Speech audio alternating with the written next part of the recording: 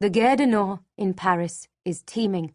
She emerges through the platform gates and is frozen to the spot, standing in the middle of crowds of people, all pushing and shoving, wheeled cases crashing into her shins. Groups of youths in tracksuit tops stare sullenly from the sidelines, and she remembers suddenly that the Gare du Nord is the pickpocketing epicenter of France. Her handbag clamped to her side, she walks tentatively in one direction and then the other, temporarily lost among the glass kiosks and escalators that seem to lead nowhere. A 3-note chime sounds on the loudspeaker, and the station announcer says something in French that Nell can't understand. Everyone else is walking briskly, as if they know where they're going. It is dark outside, and she feels panic rising like a bubble in her chest. I'm in a strange city, and I don't even speak the language.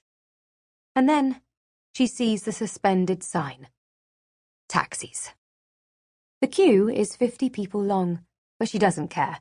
She scrabbles in her bag for the hotel printout, and when she finally reaches the front of the queue, she holds it out.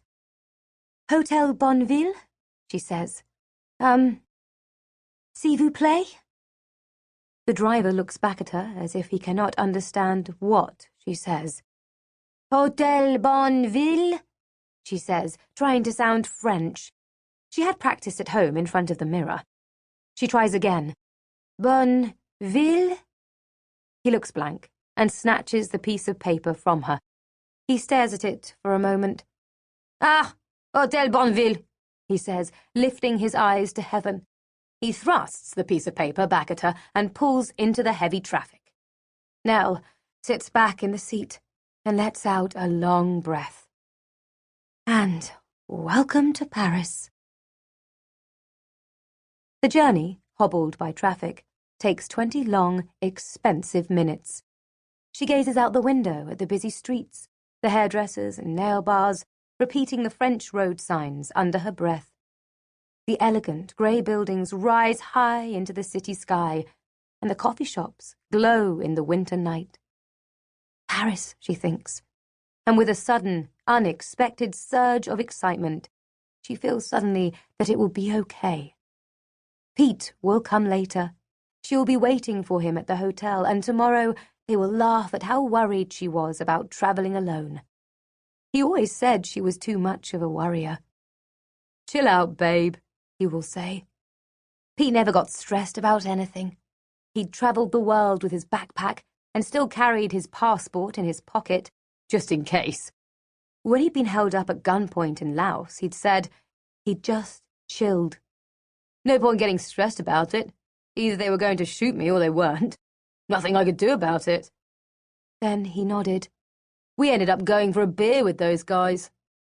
Or there was a time when he was on a small ferry in Kenya, which overturned, mid-river.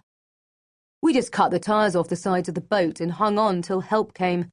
I was pretty chill about that too, till they told me there were crocodiles in the water. She sometimes wondered why Pete, with his tanned features and his endless life experiences, even if the girls sniffed at them, had chosen her.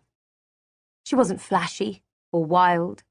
In fact, she had barely been beyond her own postcode. He once told her he liked her because she didn't give him a hard time.